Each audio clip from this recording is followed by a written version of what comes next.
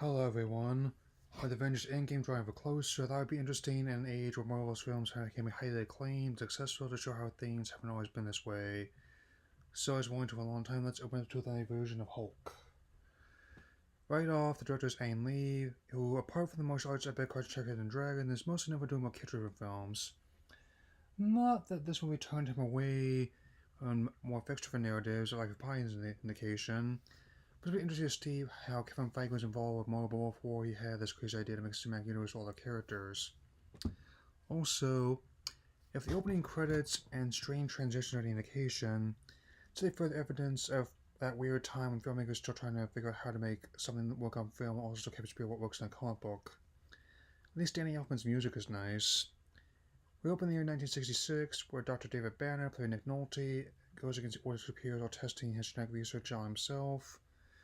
His son Bruce also inherits some of his mutations, and there's always something I've always recently noticed about this movie. Apparently, Lee wanted a more character-driven film, while Studio wanted a more conventional superhero blockbuster. The result is I'm about to hit a very strange middle ground. The military finds out David disobeyed their orders and throw him off the project. David decides to do the first logical thing, irradiate their hometown and kill his wife Edith. Well, that escalated quickly. Bruce is then taken in by the Krenslers and is haunted by nightmares about his past to the day he becomes the adult, now played by Eric Bana. To be fair, the scripted word is scripted a bit more focused and characters more better developed, but unfortunately that isn't the case. After cameos from Lou Ferrigno and the late Stan Lee, Bruce meets up with his colleague Betty Ross, played by the lovely as always Jennifer Connelly. The two are apparently dating as well as trying to perfect a gamma experiment before an important presentation, as you do. The transitions are admittedly kind of creative for the time. The symbolisms are might heavy-handed, and not just when this radiated frog bursts, man. To be honest, the movie has a lot of material for riffing. Baden asks, if frogs are falling from the sky, who do they come to? Ghostbusters? Sorry, I couldn't resist. Betty then meets with someone named Glenn Talbot, played by Josh Lucas, who even in 2003 gives some very creepy vibes that makes me want to see him get wrecked by a giant green monster. We still have 2 hours left. We then cut to General Thaddeus Ross, played by Sam Elliott, and Betty's father.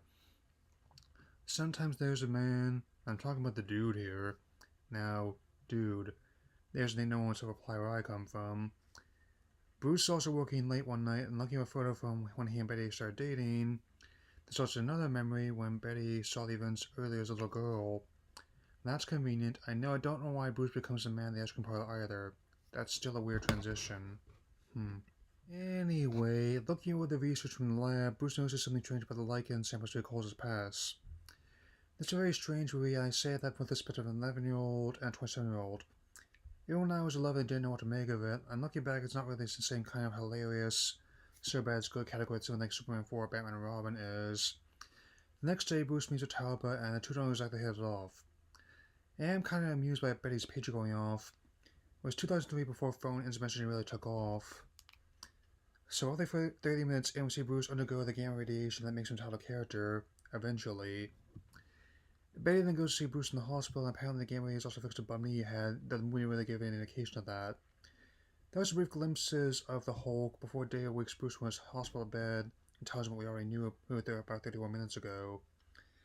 He also apparently took a job as a school janitor just so he could be close to Bruce. Is that part of the script or just let Nolte be himself for a couple hours of filming? Also, haven't mentioned this yet, but remember David's dogs. They'll be absurdly important later. The next day, Betty meets with her father again, who wants to know the truth about Bruce. Anybody want a good sarsaparilla? The movie isn't too bad so far. It's strange how it turns into a snippet of Pink Floyd laser attack at the 40-minute mark. Lots of purple and green as Bruce looks over the researcher's DNA. Betty leaves him a voicemail about her father, and Squirrel gives off some strange fed-up glass vibes, so we get our first Hulk scene of him wrecking up the lab, throwing some machinery through a wall. David witnesses his son's transformation not with horror, but with fascination. To be fair, the CGI may not be the worst from a technical standpoint at the time, but artistically there was always something a bit off about it. On top of it, the movie came out the same year as Return of the King, but the VFX of Gollum's something impressive then and still holding up today. Bruce then awakens the next day, and Betty tries to help as they are accosted by General Ross. I do find this part of his ID being left behind unintentionally funny, so I don't think he had too much time to grab his wallet after hulking out. As the military observes Bruce, Betty goes to see David, and 52 minutes in, Mom is surprised at how she doesn't see anything suspicious about how clearly deranged he is. Back at Bruce and General Ross, the two share a supposedly tense conversation that I'm just kind of confused about the way the scene is shot and edited. Anyway, the military confiscates the lab and Ross threatens to incarcerate Bruce if he comes near Betty again. Well, that escalated quickly. David then quite literally sends the dogs after Betty, and Talbot actually tries to attack Bruce, and what's actually kind of a hilarious scene. And it's hard to be serious, but actually still really amused at how this defense contractor and the other guards actually thought they could take him. Conveniently, Betty is staying in the same cabin where she and Bruce vacationed. Personally, if I didn't want to be found, I would try going somewhere that doesn't hold any significance. Thankfully, the Hulk finds Betty before the dogs do, and what happens is the moment where the movie really became infamous. Hulk dogs. Maybe the lab and the pit bull all might have worked, but the poodle is a point where specialty effectively goes out the window. Oh man. Furfu was more convincing CG render. There's also a scene that sums a major vibe between creator and shooter for me. For the most part, the film tries to realistically portray the psychological experience the Hulk might have on someone. Then, there's this scene where radioactive dogs get pounded in the green dust.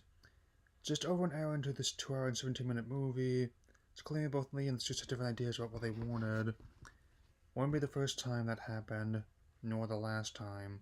The next morning, Betty tips off her father Bruce's whereabouts, and they both reach a conclusion the combination of emotional and physical stimulation made him angry enough to be the Hulk. No. Did you also determine that water is wet? I mean, this may not be the worst movie I've ever seen, but even I admit that's pretty silly for what's supposed to be a tense moment. The military then tranks Bruce, taking a secret bunker for further study.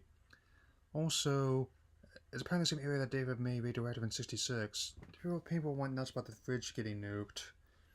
Naturally, Betty isn't happy about how tightly her father's keeping Bruce locked up, and I apologize about how funny I find the mute French poodle line. Sorry, not even Sam Elliott can read that line and have me keep a straight face. Elsewhere, David has found what's left of the experimental machine and apparently gets his own powers by doing what I can only describe as gamma vaping.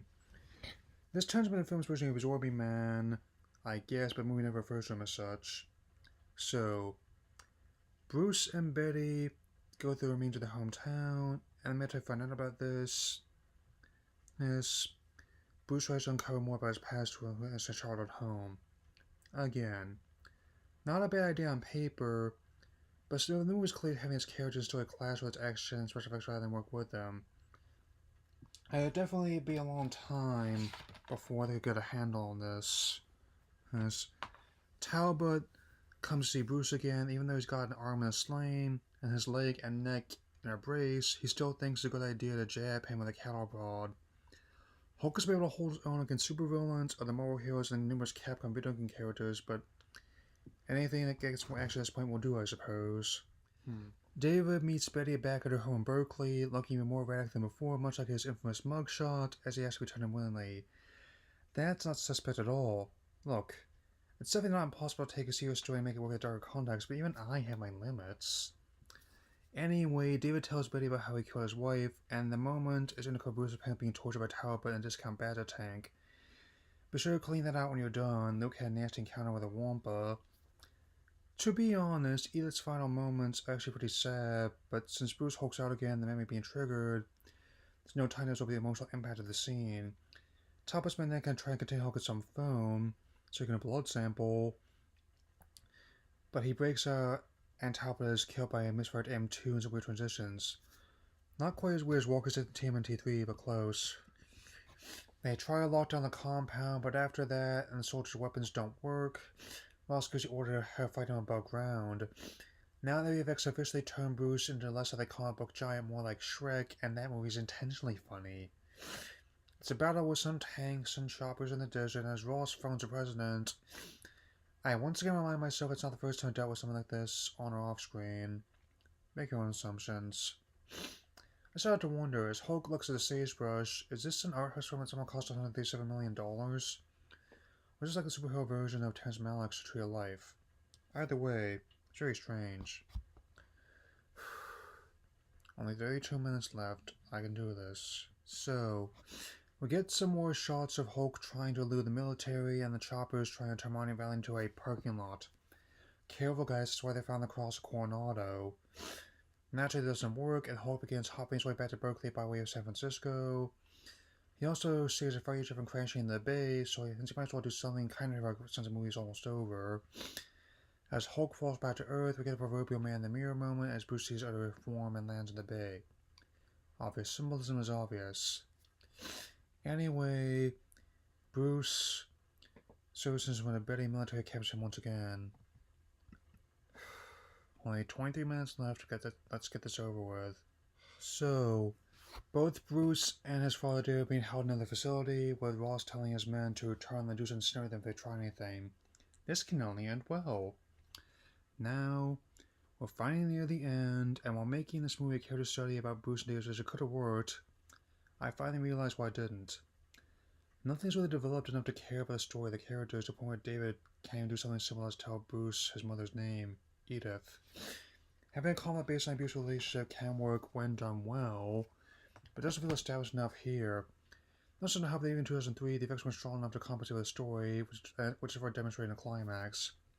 So, David bites the power cube just as they turn on the juice, transforming him into the film's equivalent of villain Zax, which the film also never says.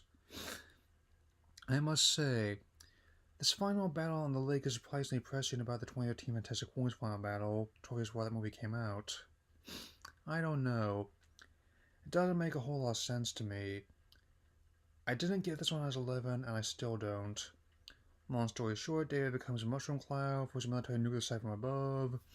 We're close on a year later, where Betty is still continuing research and Bruce researches in South America. Saying he has captured a rather unfortunate militia that tries to do medical supplies. Well, that was bizarre. It's been years since I've seen this, I totally forgot how weird it was. So, that's Ang Lee's Hulk.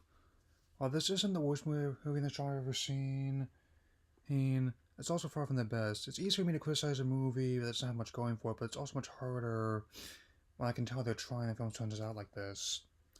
Looking back, I can definitely tell that much like Bruce, the film has a bizarre identity crisis about it. Lee wanted a darker, more character-focused movie. The studio wanted a more conventional summer blockbuster. The result ended up being somewhere in between, and ended up dividing critics' audiences alike to this day. Even when I was 11, I didn't really know what to make of it all. We can't make an 11-year-old believe what they're seeing for 137 minutes. There's no hope for you.